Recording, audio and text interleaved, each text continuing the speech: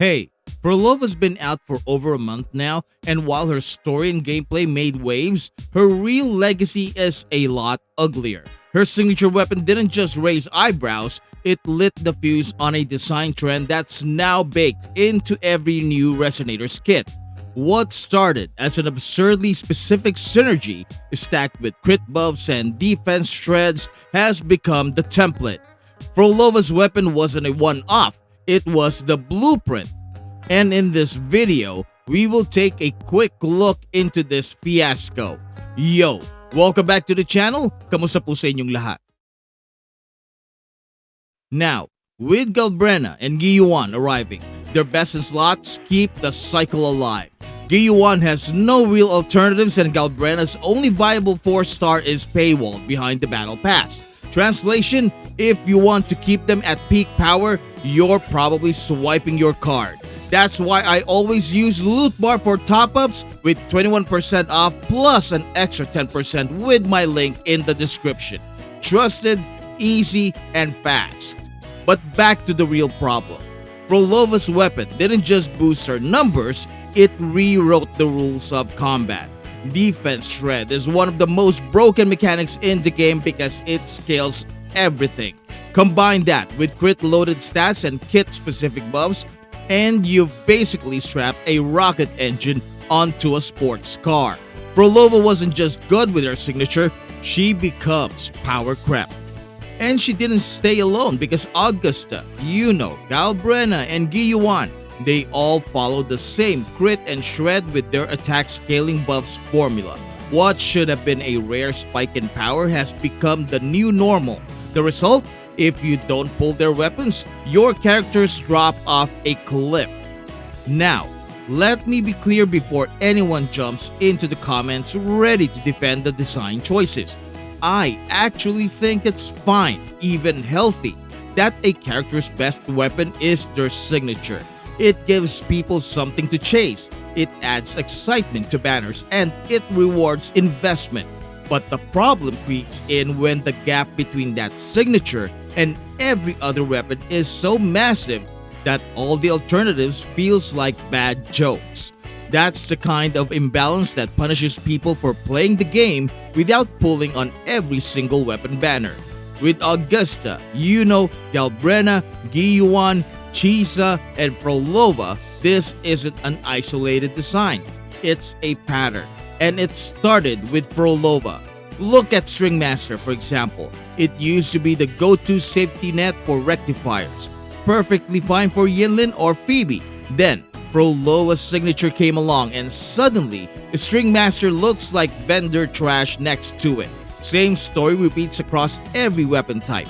Brant and Carlotta got lucky because Emerald of Genesis exists, but swap their weapon types though, and their kits collapse without their signatures. And that's the corner WuWa is painting themselves into. Characters designed incomplete unless you pay the ransom. What makes this problem even uglier is how narrow these weapons are in application. Outside their intended wielder, they collapse into glorified stat sticks. Take Augusta's weapon for example. It grants heavy attack buffs, which is completely useless to someone like Lupa. Even Qiuyuan, who on paper could wield it, only unlocks its defense shred if he can somehow miraculously generate a constantly refreshing shield like Augusta. That means its power ceiling is effectively locked, turning what should be a versatile 5-star weapon into a hyper-specialized tool with little real flexibility. And you know what? Part of this is power creep. Standard banner weapons haven't been updated in a year. They were decent at launch, but when you stack something like Verdant Summit against today's limited weapons, the gap is starting to become laughable. Damage amplification has become the new hot stat, quietly eating into the value of other mechanics while showing up in signatures like party favors. That stat used to be special, limited to outro skills, but now it's everywhere. Characters, weapons, everything is suddenly juiced with amplification and, conveniently, always locked behind banners. Well, at least the new Battle Pass weapons arrived with crit substats across the entire line. which at first looked like a refreshing change of pace. And for a moment, it felt like Guru Games was finally offering players solid, accessible alternatives. But wait, there is a catch. Nearly all of them are tuned for units that scale off heavy attack damage. That design choice immediately narrows their usefulness, leaving entire archetypes of characters unable to take advantage of them. Instead of broadening the pool, they end up feeling like another set of pseudo signatures hidden behind a paywall, only viable for a fraction of the roster. So, what's the solution? It's actually not that complicated because we only need to add new standard banner weapons. Wuthering Waves is over a year old now, and almost every long-term player owns the entire standard lineup. That pool is stale. Imagine refreshing it with 5 new weapons, each with unique passives and different stat spreads.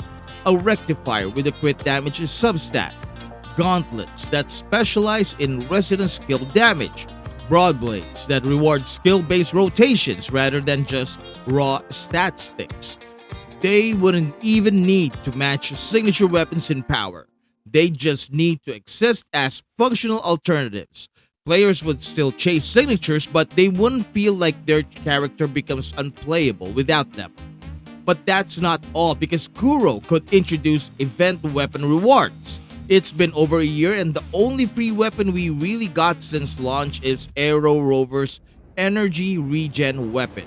Why not introduce limited event 4-star weapons so we can have that free-to-play option too? Because here's the truth, strong signatures aren't the problem.